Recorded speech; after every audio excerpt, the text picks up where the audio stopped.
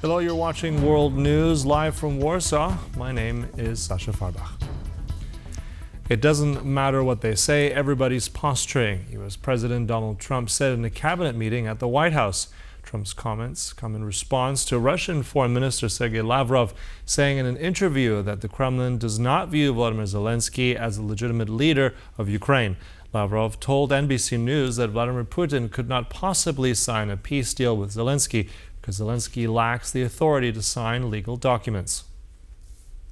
Sergey Lavrov was saying that Putin will not sign a peace deal with Zelenskyy because Russia views him as illegitimate. Just wondering if the Russians had been relaying this to your team, if they view Zelenskyy, as a leader worth signing a peace deal with. If they will. Doesn't matter what they say. Steve can answer, but I can answer too. Doesn't matter what they say. Everybody's posturing. It's all bullshit, okay? Everybody's posturing. Steve, do you have a different answer? I agree with you, sir. I want to get it to stop.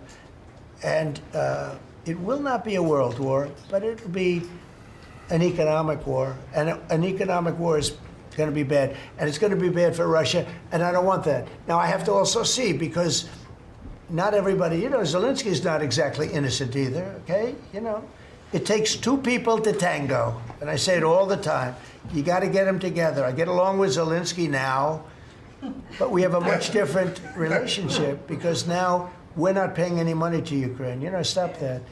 We're paying money to ourselves. What's happening is NATO is buying all of the equipment and paying in full. But even with that, forget about that.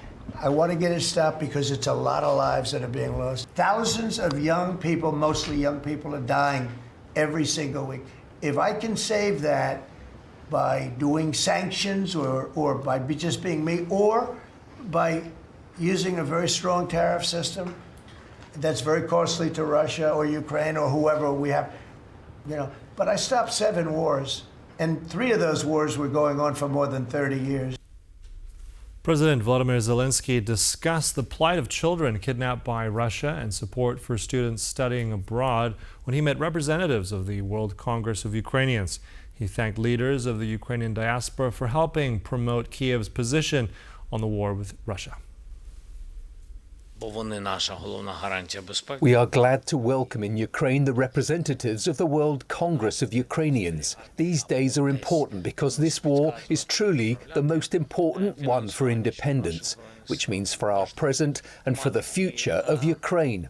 We are grateful to you. I am personally grateful for the fact that Ukraine is not forgotten. Sometimes the focus shifts because of various conflicts and wars that exist in the world. And for us, it is important to keep the world's attention using a variety of means, including your work and service.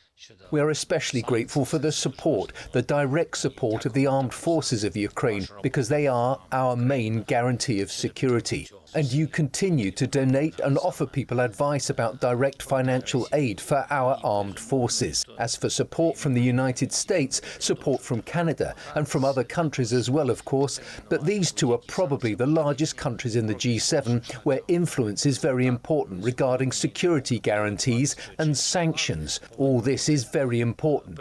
And we also thank you for your work in those countries to support this. With the Polish president's veto blocking Warsaw from supplying Kyiv with access to Starlink satellites from October 1st, the Financial Times reports that Washington is prepared to back a potential European-led peacekeeping mission with intelligence assets. TVP World's guest, Ashton Cirillo, a former sergeant with the Defense Intelligence of Ukraine, says it will not be enough to keep Ukraine fighting against Russian aggression. Almost 2/3 of all Starlink terminals that have officially made its way into Ukraine have been provided by the Polish people, the Polish government.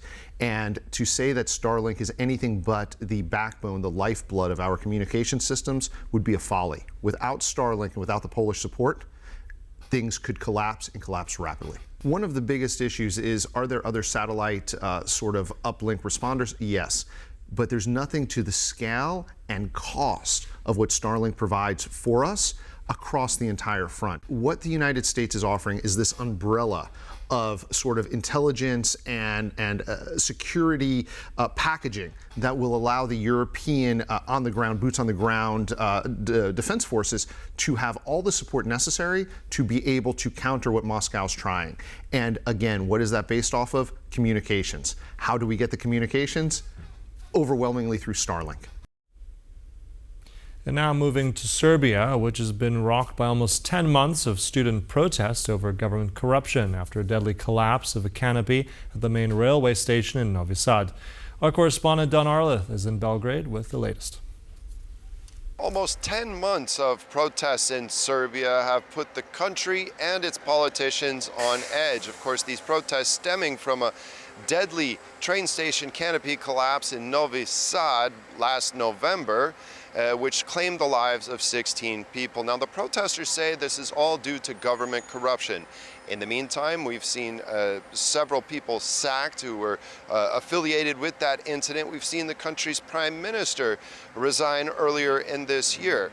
Now, the students continue to call for snap elections. However, President Vučić has said that is not going to happen. He instead has proposed a national televised debate here in Serbia with the leaders of the student movement to be able to discuss the issues that are so important to them. While the students call for these snap elections, there still is no viable political solution for the student movement. The opposition here in Parliament is not highly favored by these student protests, and there isn't a single visible leader who is also stemmed from these protests. Therefore, the students have rejected as well this offer by President Vučić to have a televised debate. President Aleksandar Vučić also held an exclusive interview with Euronews 2 days ago, and here's what he said. This was not my first call. Actually, it was my, I don't know, 5th or 6th call for a dialogue. For an open conversation. But what was the difference this time? I offered something that I saw because they reacted swiftly, but in a way nervously. I don't know why. I offered them even an open TV debate. They can pick the premise. They can pick the studio. I'll be able to go wherever they say. Now, this week in Serbia, of course, there are no protests. We saw this violent crackdown last week after the offices of the ruling party were attacked in Novi Sad and in the west of the country. And the protests until then have been largely peaceful. We were here last March for the biggest protest, which saw hundreds of thousands of people take to the streets here in Belgrade. And at that time, it was very noticeable that we saw groups of students that were patrolling, making sure that there was no bad behavior or provocations towards the police. However, the incidents last week have shown the frustration within the students' movement, which have been protesting for almost 10 months. Reporting from Belgrade, Don Arleth, TVP World. Polish Prime Minister Donald Tusk, alongside German Chancellor Friedrich Merz and French President Emmanuel Macron, will reportedly attend the 34th anniversary of Moldova gaining independence. The trio was invited to attend the festivities by Moldovan President Maia Sandu. The European leaders are also reported to engage in talks with the President of Moldova about the country's EU integration. The visit will predate the parliamentary elections in Moldova, scheduled for September 28th, and is aimed at promoting the country's pro-EU course.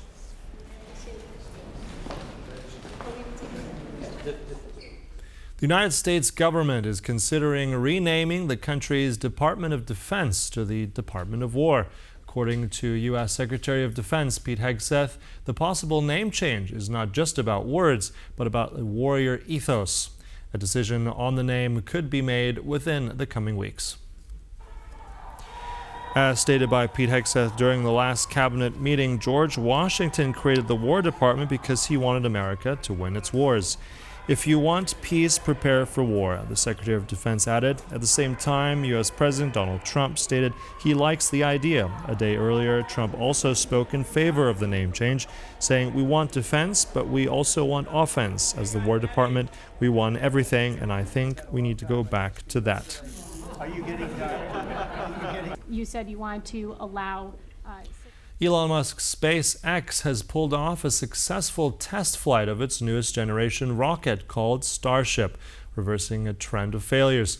This milestone is important not only for the private sector, but also for government agencies, as NASA plans on using Starship to send humans to the moon in 2027. The world's largest and most powerful rocket lifted off from Texas just after 6:30 p.m. local time for a 60-minute flight. The Starship's 33 engines fired up, and after about 7 minutes, the booster separated from the spacecraft and fell into the Gulf of Mexico. Starship continued to ascend, reaching an altitude of nearly 200 kilometers before coasting around the Earth. SpaceX said it intended to put the rocket under stress to test its limits, and parts of the rocket's flaps appeared to burn and swing from side to side during the descent. The company has designed Starship to one day be a fully reusable transport system capable of carrying people to the moon and beyond to Mars. At the same time, the 3 engines still firing on Super Heavy will flip the booster around. The 82nd edition of the Venice Film Festival gets underway Wednesday evening. The event will play host to Hollywood stars, including George Clooney, Julia Roberts, and Dwayne Johnson, and directors Guillermo del Toro and Catherine Bigelow, who all have films debuting over the next 10 days.